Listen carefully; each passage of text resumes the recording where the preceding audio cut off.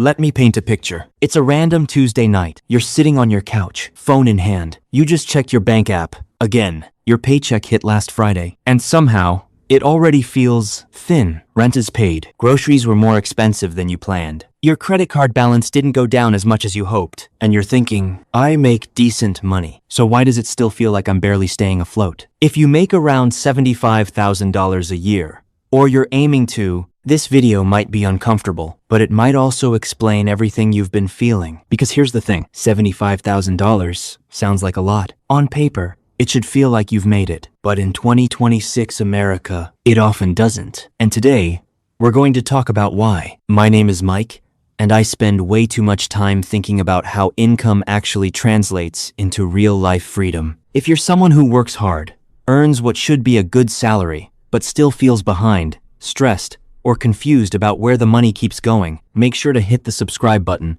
and give this video a thumbs up if this helps you out. Because look, this isn't about shaming anyone. This is about clarity, and clarity is power. Let's start with the assumption most people carry around in their heads. Growing up, $75,000 a year felt like wealth. That was nice house money, vacations without stress money, I don't check my bank app every day money. And psychologically, that belief never updated. Here's what most people don't realize. Your brain is still using a 2005 price list. Back then, median household income was around $46,000. Rent was half of what it is now. Healthcare costs were dramatically lower. College debt wasn't crushing entire generations. So when you hear $75,000, your brain still says, that's above average. You should be fine. But math doesn't care about nostalgia. Let's break this down slowly with real numbers. Gross income, $75,000 per year. Sounds solid, but now reality shows up. Taxes,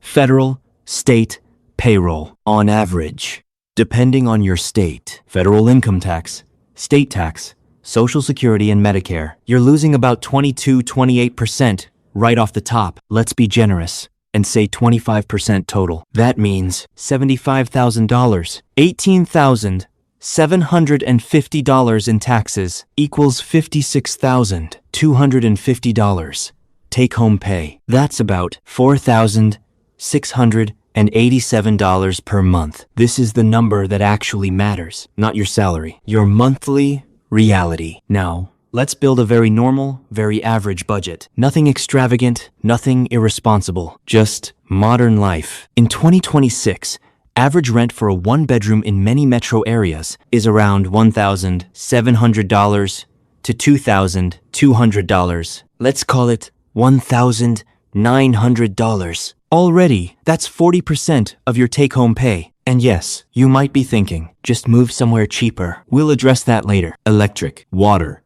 trash, internet, phone. Very conservative estimate, $300. Car payment, insurance, gas, maintenance. Even a reasonable setup, $550 to $650. Let's say $600. This one hurts people emotionally. Average grocery cost for one adult, $400 to $500. Let's say $450. And that's not eating out much, even with employer coverage. Premiums, copays, prescriptions. Let's say $250, often more. Student loans, credit cards, personal loans. Very common number. $400. Some people are way higher. Streaming, gym, haircuts, occasional dinner out, birthday gifts. Let's say $250. Let's add this up. Rent, $1,900. Utilities, $300. Transportation, $600. Groceries,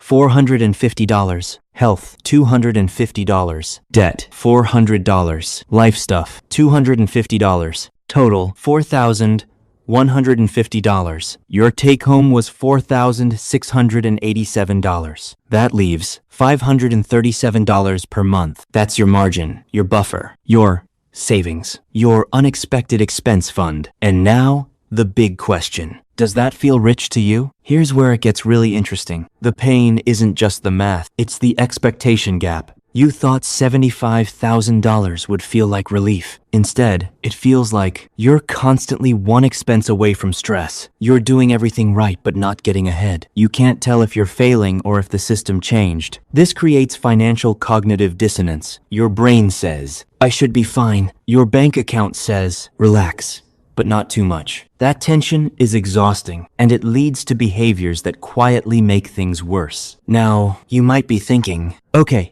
so $75K isn't amazing, but I just need to earn more. Not wrong, but incomplete. Because here's the trap. When people hit $75,000, they often upgrade the apartment, upgrade the car, upgrade the lifestyle, justify more convenience spending. Not because they're irresponsible, but because they finally feel allowed to breathe. This is called permission spending, and it's deadly to progress. From the outside, you're doing well. You're employed. You're independent. You're not struggling like before. From the inside, no real savings, no real security, no real flexibility. This is the most financially confusing income level in America. You're too successful to get sympathy, too stressed to feel successful, and nobody talks about it. Here's the honest answer. In 2026, America, $75,000 buys you stability, freedom. It buys you bills paid, mostly on time, basic emergencies covered, sometimes, a sense of responsibility, but not real leverage, time freedom, stress-free decision-making.